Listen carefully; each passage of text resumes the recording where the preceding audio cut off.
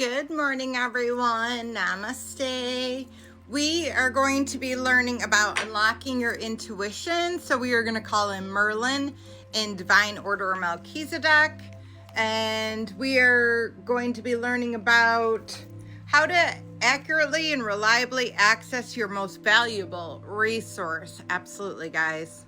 And we are still on chapter 1, unlocking your intuition. And we are on the portion, the courage to live intuitively.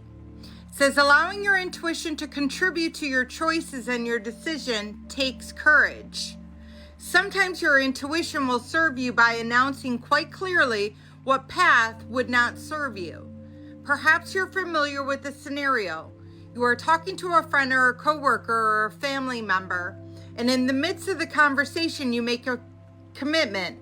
You offer to help with the project, and you may make plans, perhaps even commit to a joint business venture. But as the conversation ends and you are left with your own devices, you begin to feel uneasy. You are suddenly filled with regret over the commitment you just made. This is not simply a feeling of annoyance or inconvenience. You are truly in discomfort. Your mind, meanwhile, is playing catch up to you as you try to come up with the plausible excuse and little white lies to get out of the plans you just committed to. Sometimes our conscious mind gets enamored with the idea and makes a decision before our intuition has a chance to weigh in. The mind can be a noisy place, and a conversation can be even noisier. We don't tune into our intuition until the mental chatter has subsided. It may even take us setting foot on a path before we recognize that is not appropriate for us. Our mind can get so busy being logical and rational, so in love with a good idea that it's not even occur to us what's right and reasonable might not be the same thing. I also think if you really like the person, that to some degree you want to please them and you want to show excitement because they're showing excitement, so you want to jump on board with it to show that excitement to some degree, subconsciously. So, being like, wow, that's amazing, but let me think about it. I got to look at my schedule and clear it before making decisions, because anytime you step away from a situation in general, that's where you're going to get the clarity. That's something that's beneficial for you or not. And you should never, ever commit to anything that is not beneficial to you, even if it's out of obligation.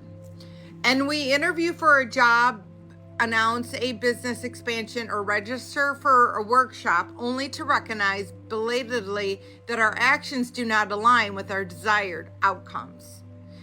These things happen all the time, and the question is whether we have the courage to be true to ourselves and our inner wisdom. Sometimes intuitive insight is inconvenient. Once I told a friend that I would accompany her on a retreat, only to find myself in utter discomfort at the thought of the upcoming trip. The travel arrangements were ready to be finalized when I had to come clean and back out. In our collective consciousness, being true to our word is held in high regard. We are taught to keep commitments, to follow through plans made. But what is commitment to ourselves? If something feels truly wrong, shouldn't we follow just because we said or should we follow through just because we said we would? Or do we make room for our personal truth and allow our intuition to guide us towards our highest path and purpose? In my case, I simply told my friend exactly how uncomfortable I felt. Without even trying, I simply to rationalize my decision. And once you know it, she had been feeling the same way.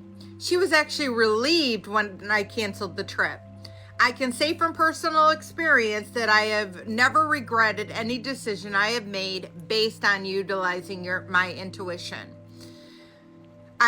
However, I can think back to quite a few instances where I regretted ignoring my intuitive insight. Absolutely, guys. I'll leave it at that. But just understand in general, you're being guided 24/7. And if you don't have the clarity, like I said, stepping away from the situation is really going to help you with that clarity. And ignoring that intuition is going to make it to where you are not in a trusting relationship with your intuition, your higher self that is guiding you, and that guidance that's coming through. So I am at the point in my spiritual journey where I only listen to my intuition. And if I have bad gut feelings, I follow those gut feelings. And I have had people really mad at me and angry with me for doing so. But I can tell you this much. I'm much happier as a person. I'm much more whole as a person. I work more well with my team of light and God. And they have the faith in me that I trust in them like they trust in me. So it's kind of like the infinity sign. If you are only sometimes trusting their judgment, then what would be the point of them giving you the judgment? Do you understand that?